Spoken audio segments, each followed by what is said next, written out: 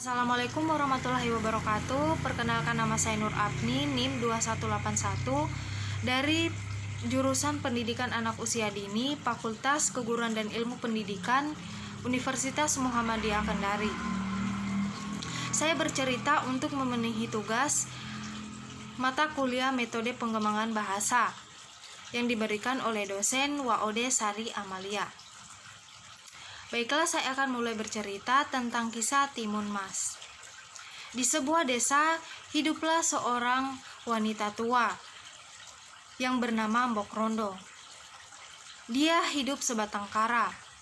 Sudah lama ia menginginkan seorang anak, tetapi ia tidak bisa mendapatkannya karena dia tidak mempunyai seorang suami.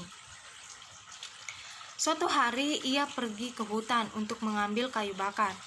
Setelah mengumpulkan kayu bakar cukup banyak, ia pun beristirahat sambil berkata, andaikan aku mempunyai seorang anak, pasti beban hidupku akan menjadi ringan, karena ia akan membantuku untuk bekerja, gumam Mbok Rondo. Tiba-tiba bumi berguncang, tanah bergetar. Muncullah raksasa yang sangat menyeramkan. Mbok Rondo pun takut melihatnya. Raksasa itu berkata, "Wahai Mbok Rondo, kamu jangan takut. Aku kesini bukan untuk memakanmu, tetapi aku ingin memberikanmu sesuatu." Setelah itu Mbok Rondo menerima pemberian raksasa itu. Lalu raksasa itu pun berkata lagi, "Tetapi ada satu syarat. Ketika kamu mendapatkan yang kamu inginkan, kamu harus berbagi denganku." Mbok Rondo pun hanya mengangguk. Segeralah Mbok Rondo pulang ke rumah, lalu menanam biji tanaman itu. Ia menyirami dan merawat tanaman itu. Begitu terkejutnya, keesokan harinya Mbok Rondo melihat tanaman itu sudah tumbuh menjadi timun. Ia melihat satu timun yang cukup besar dan berkilau. Mbok Rondo pun memetiknya, lalu membawanya pulang ke rumah dan membelahnya dengan sangat hati-hati. Ajaibnya, di dalam timun itu terdapat seorang bayi yang sangat cantik. Mbok Rondo pun sangat senang melihatnya. Ia pun memberikan nama bayi itu dengan nama Timun Mas. Tahun berganti tahun. Timun Mas tumbuh menjadi gadis yang sangat cantik. Suatu malam, Mbok Rondo sedang tertidur, lalu bermimpi. Ia mendengar suara bahwa jika ia menginginkan Timun Mas selamat dari raksasa itu, maka dia harus pergi ke bukit lalu bertemu seorang petapa.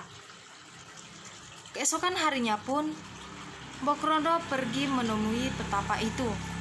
Di sana ia bertemu petapa, lalu diberikannya bungkusan yang berisi biji timun, jarum, garam, dan terasi.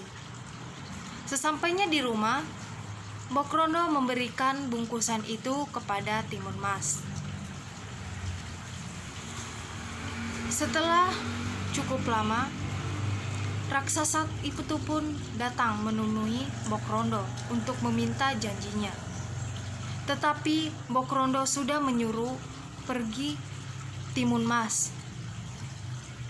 Mengetahui hal itu, raksasa menjadi sangat marah dan segera mengejar Timun Mas. Timun Mas pun berlari cukup lama hingga menjadi kelelahan. Tetapi ia sudah melihat bahwa raksasa sudah berada di belakangnya yang sedang mengejarnya. Timun Mas pun membuka bungkusan pertama yang berisikan biji timun. Seketika itu di sekitarnya menjadi ladang timun dan menghambat pergerakan sang raksasa. Setelah itu, Timun Mas membuka bungkusan yang kedua yang berisikan jarum. Lalu jarum itu berubah menjadi pohon bambu yang sangat runcing. Tetapi raksasa itu masih tetap mengejar Timun Mas meskipun sedang terluka. Lalu, Timun Mas membuka bungkusan yang ketiga yang berisikan garam. Lalu garam itu berubah menjadi lautan yang luas. Namun, raksasa itu masih bisa mengejarnya. Merasa putus asa, Timun Mas pun membuka bungkusan yang terakhir, yaitu terasi. Ia melemparkannya. Tiba-tiba terasi itu berubah menjadi lumpur yang sangat mendidih. Beruntungnya, raksasa itu tidak bisa mengejar Timun Mas lagi. Ia pun tewas dan tenggelam ke dalam lumpur itu. Timun Mas sangat senang. Lalu ia pulang untuk menemui ibunya. Mereka pun hidup bahagia. Terima kasih. Assalamualaikum warahmatullahi wabarakatuh.